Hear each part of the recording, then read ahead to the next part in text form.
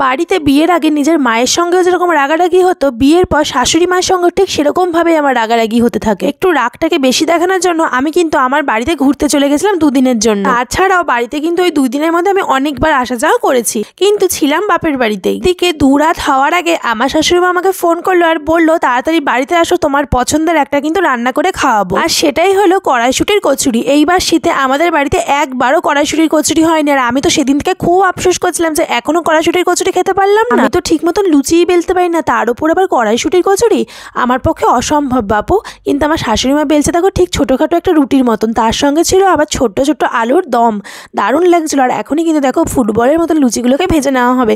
কড়াইশুঁটির কচুরির কথা শুনে আমি কিন্তু বাড়িতে আর আটকে থাকতে পারিনি, তাড়াতাড়ি করে কিন্তু পরের দিন সকালবেলায় আমি চলে এসেছি আর এসে ভিডিও করতে শুরু করে দিলাম, কারণ এই স্টোরিটা তো তোমাদেরকে শেয়ার করতেই হতো, তাই না?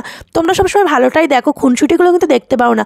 খুনসুটি কিন্তু আমাদের মধ্যে হয়, কিন্তু সেটা এইভাবে কিন্তু আবার মিটে যায়। তোমাদের কাদের শাশুড়ি বৌমার মধ্যে ঠিক এরকম সম্পর্ক নাকি অন্যরকম নাকি আরও সুন্দর, সেটা কিন্তু অবশ্যই কমেন্ট করে জানিও। আমি কিন্তু সেই কমেন্টের অপেক্ষায় থাকবো। আর দেখো গরম গরম কচুরিগুলো হয়ে গেছে, ছোটো ছোটো আলুর দম দিয়ে এখন কিন্তু প্রথমে তোমাদের দাদাভাইকে দেবো, তারপর ভাবলাম ওদেরকে দেওয়ার আগে আমি নিজে একটু খেয়ে দেখি কেমন হয়েছে। আসলে আমাকে তো বাড়িতে আনার জন্যই এই আয়োজন, তাই না? আর সবার থেকে বেশি কড়াইশুঁটির কচুরি খেতে আমিই ভালোবাসি, ওই জন্য কিন্তু প্রথম বাইটটা আমার। আর সত্যি বলছি দারুণ হয়েছিল, মনে হচ্ছিল আরও একবার ছিঁড়ে খাই। সত্যি কথা বলছি, লুচি তরকারিটা না আমার শাশুড়িমা একটু বেশিই ভালো বানায়, আর কড়াইশুঁটির কচুরিটা সত্যি দারুণ হয়েছিল। তাহলে তোমাদের দাদাভাইকে একটু খাইয়ে দিই, কারণ ওরও তো লোভ লাগছে না, শুধু ভিডিও তো করলে হবে না।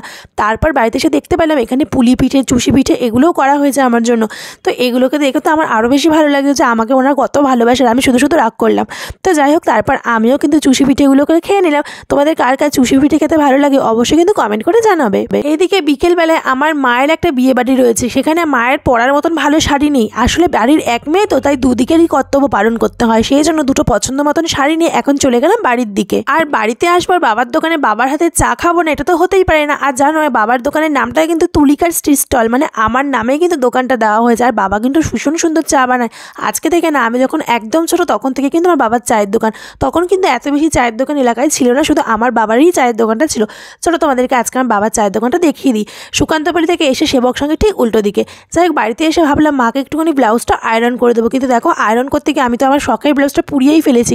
ভীষণ কষ্ট হচ্ছিলো এই আয়রন দিয়ে আয়রন করতে গিয়ে, জানি না কেন পুড়ে গেল। যাই হোক, এই সমস্ত বাদ দিয়ে ভাবলাম চলো মাকে আগে সুন্দর করে সাজিয়ে দিই, আবার তো ব্লাউজ একটা পেয়েই যাবো। তারপরে মাকে দেখলাম মায়ের পায়ে একটু নেল পলিশ নেই, ওই জন্য নেল পলিশগুলোকে মাকে ভালো করে পরিয়ে দিলাম।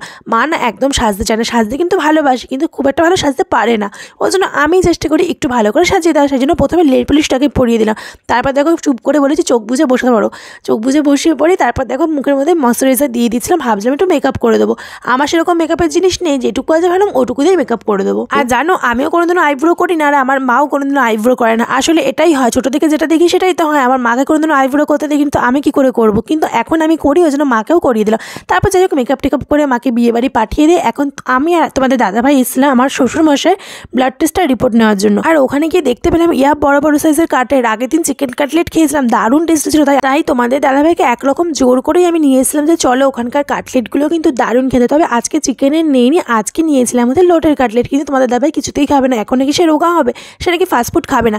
তো খাবে না তো খাবে না, কী করবো, আমি তো খাবো, আমার তো এসব খেতে ভীষণ ভালো লাগে। দেখো কত বড়, এটা মাত্র 15 টাকা দাম। এত বড় 15 টাকা একটা লোটে মাছের চপ কিন্তু সত্যি পাওয়া যায় না। আমার কিন্তু দারুণ লেগেছে। আজকের গোটা ভিডিওটা তোমাদের কেমন লাগলো অবশ্যই কমেন্ট করে জানিও। আর কারা কারা আমার মতন কড়াইশুঁটির কচুরি খেতে, চুষি পিঠে খেতে, এসব তেলে ভাজা খেতে ভালোবাসো সেটাও জানিও।